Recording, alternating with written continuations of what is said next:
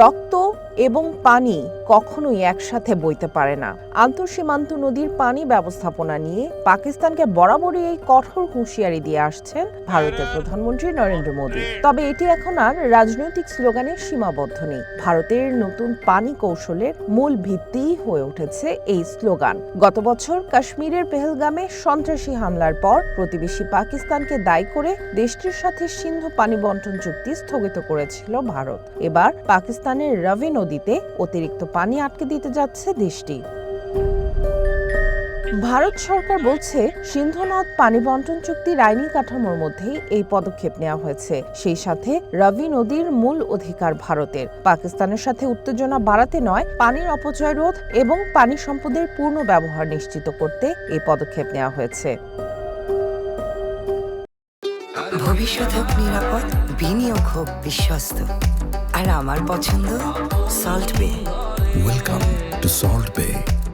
তবুও এই ঘটনায় গভীর উদ্বেগ প্রকাশ করেছে পাকিস্তান। দেশটির মোট পানি সরবরাহের খুব কমই আসে রাভি নদী থেকে, কিন্তু সামগ্রিক পানি সংকটের মধ্যে যে কোনো ঘাটতি উদ্বেগের বিষয় বলে মনে করছে ইসলামাবাদ। সিন্ধু পানি বন্টন চুক্তি স্থগিতের পর পাকিস্তান বারবার ভারতের বিরুদ্ধে পানিকে অস্ত্র হিসেবে ব্যবহারের অভিযোগ তোলে এবং আন্তর্জাতিক সালিশ আদালতেও অভিযোগ জানায়, যা প্রত্যাখ্যান করে ভারত।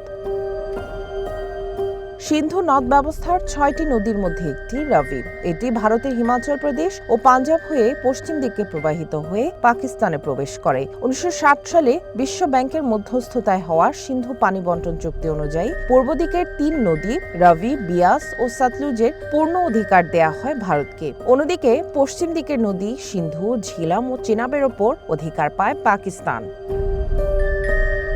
রাভি নদীর অববাহিকায় এতদিন কোনো অবকাঠামো না থাকায় ভারত তাদের হিস্সার বড় একটি অংশ ব্যবহার করতে পারত না। প্রতি বছর বিপুল পরিমাণ পানি ব্যবহার না হয়েই পাকিস্তানে প্রবাহিত হয়ে যেত। পানির পূর্ণ ব্যবহার নিশ্চিত করা, কৃষি ও বিদ্যুৎ উৎপাদন বাড়ানো এবং চুক্তি অনুযায়ী পানির অধিকার নিশ্চিতে রাভি নদীতে শাহপুর কান্দি বাঁধ ও ব্যারেজ নির্মাণ করছে ভারত। প্রকল্পের কাজ প্রায় শেষ হওয়ায় পাকিস্তানে অতিরিক্ত পানির প্রবাহ বন্ধ করার প্রস্তুতি নিচ্ছে ভারত কর্তৃপক্ষ।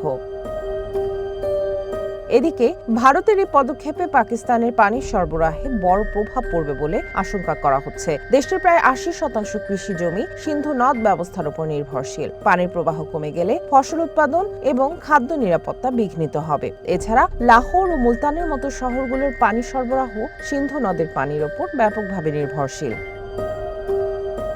রাভি নদীর পাশাপাশি জম্মু ও কাশ্মীরের চেনাব নদীর ওপর বেশ কিছু জলবিদ্যুৎ প্রকল্পের কাজও দ্রুত গতিতে এগিয়ে নিচ্ছে ভারত। এই প্রকল্পগুলো পাকিস্তানের দিকে পানির প্রবাহকে আরও সংকুচিত করবে। এছাড়া ২০১২ সালে পাকিস্তান সমর্থিত সন্ত্রাসীদের হামলার পর বন্ধ হয়ে যাওয়া ঝিলাম নদীর উলার ব্যারেজের কাজও আবার শুরু করতে যাচ্ছে নয়াদিল্লি। এই ব্যারেজটি চালু হলে ঝিলাম নদীর পানি সংরক্ষণের ওপর ভারতের নিয়ন্ত্রণ আরও জোরালো হবে।